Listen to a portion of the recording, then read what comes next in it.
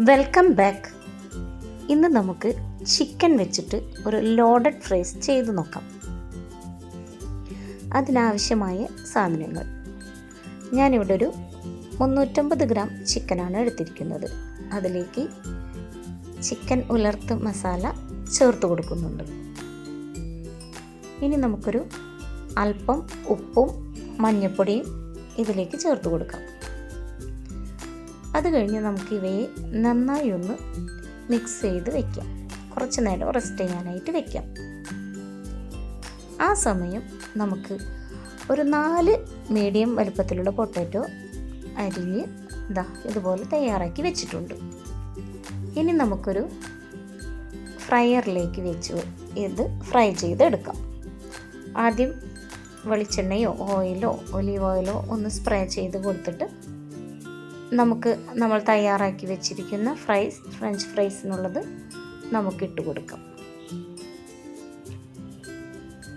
ഒരു layer 1-2 layer ഇട്ട് കൊടുത്തതിന് ശേഷം നമുക്ക് വീണ്ടും ഒന്ന് ഇവയെ ഓയിലൊക്കെ ഒന്ന് സ്പ്രേ ചെയ്ത് കൊടുക്കാം. പിന്നെ ഒരല്പം കൂടി നമുക്കിട്ട് കൊടുത്തിട്ട് നമുക്കിവയെ ഒന്ന് ഫ്രൈ ചെയ്തെടുക്കാം. ഇപ്പോൾ ബട്ടർഫ്ലൈസിൻ്റെ ഫ്രയറാണ് ഉപയോഗിക്കുന്നത്. അതിലൊരു 20 മിനിറ്റാണ് വയ്ക്കുന്നത്.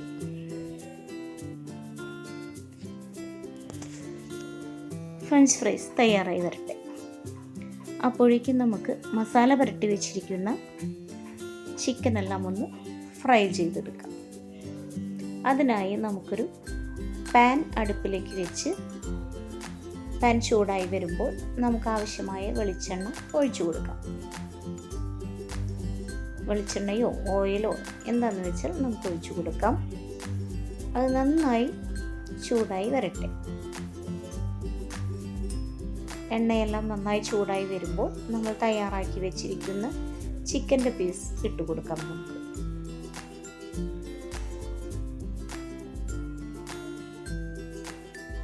ചിക്കനെല്ലാം നന്നായി ഫ്രൈ ആയിട്ട് വരട്ടെ.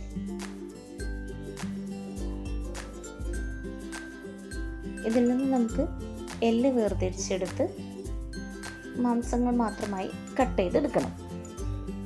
ഫ്രൈ ചെയ്തതിന് ശേഷം നമുക്ക് അങ്ങനെ ചെയ്തെടുക്കാം. ഇപ്പോൾ ചിക്കനെല്ലാം ഫ്രൈ ചെയ്യാനിട്ടിട്ടുണ്ട്. ഒരു വശത്ത് ഫ്രയറിൽ ഫ്രഞ്ച് ഫ്രൈസ് ആയിക്കൊണ്ടിരിക്കുന്നുണ്ട്. ഇപ്പോൾ നമ്മളുടെ ചിക്കനെല്ലാം നന്നായി മുരിഞ്ഞു വന്നിട്ടുണ്ട്, ഫ്രൈ ആയി വന്നിട്ടുണ്ട്. ഇനി നമുക്കിവയെ മറ്റൊരു പാത്രത്തിലേക്ക് പകർത്താവുന്നതാണ്. ഇനി നമുക്ക് ഇവ ചൂടാറിയ ശേഷം ചെറിയ പീസുകളായി കട്ട് ചെയ്ത് മാറ്റാം.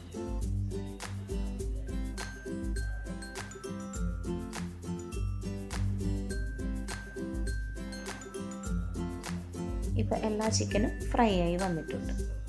ഇനി നമുക്കിതിലേക്ക് വേണ്ടുന്ന മറ്റു ഇൻഗ്രീഡിയൻസ് എന്തൊക്കെയാണെന്ന് നോക്കാം. മയോനൈസ്, ചീസോ അല്ലെങ്കിൽ മൊസറല്ല ചീസ് ഏതായാലും എടുക്കാം. പിന്നെ ടൊമാറ്റോ സോസ്, ജലോപ്പിനോ. ഇനി നമുക്കിവയൊന്ന് സെറ്റ് ചെയ്യാം. നമ്മൾ കട്ട് ചെയ്ത് വെച്ചിരിക്കുന്ന ചിക്കൻ്റെ പീസ് കുറച്ച് ഇട്ട് കൊടുക്കാം. അതുപോലെ നമ്മൾ തയ്യാറാക്കി വെച്ചിരിക്കുന്ന ഫ്രഞ്ച് ഫ്രൈസും കുറച്ച് ഇട്ട് കൊടുക്കാം. വീണ്ടും ഇതുപോലെ ഒന്ന് ഇട്ട് കൊടുക്കാം. അങ്ങനെ ചിക്കനും ഫ്രൈസും എല്ലാം മിക്സ് ചെയ്തിട്ട് കൊടുത്താലും കുഴപ്പമൊന്നുമില്ല. എല്ലാം ഒന്ന് നമ്മൾ ഇൻഗ്രീഡിയൻസ് ഒക്കെ ഇനി ഒന്നിച്ച് മിക്സ് ചെയ്യേണ്ടതാണ്. അപ്പോൾ ഓരോരുത്തരുടെ ഇഷ്ടം അതുപോലെ ചെയ്തെടുക്കാം നമുക്ക്. ഇനി നമുക്കിതിലേക്ക് മറ്റു ഇൻഗ്രീഡിയൻസുകളെല്ലാം ചേർത്ത് കൊടുക്കേണ്ടതുണ്ട്. ഇപ്പോൾ ഇവിടെ ഫ്രഞ്ച് ഫ്രൈസും ചിക്കനും ഒരേ അളവിൽ ഇട്ട് കൊടുത്തിട്ടുണ്ട്.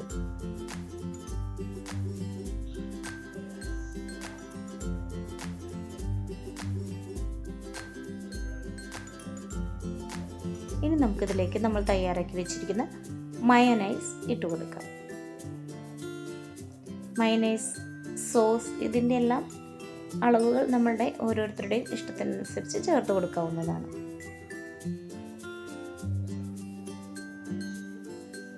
നമുക്കിവിടെ മയോനൈസ് ചേർത്ത് കൊടുക്കാം.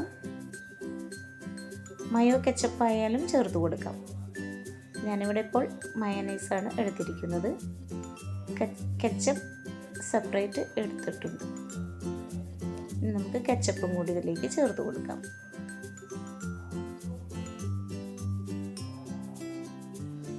ഇനി ഇതിലേക്ക് കുരുമുളക് പൊടി വേണമെന്നുള്ളവർക്ക് അത് വിട്ട് കൊടുക്കാം. ഞാനിപ്പോൾ ഇവിടെ കുരുമുളക് പൊടി ചേർത്തിട്ടില്ല. അതുമാതിരി ഒറിഗാനോ വേണമെന്നുണ്ടെങ്കിൽ അതും ചേർക്കാം.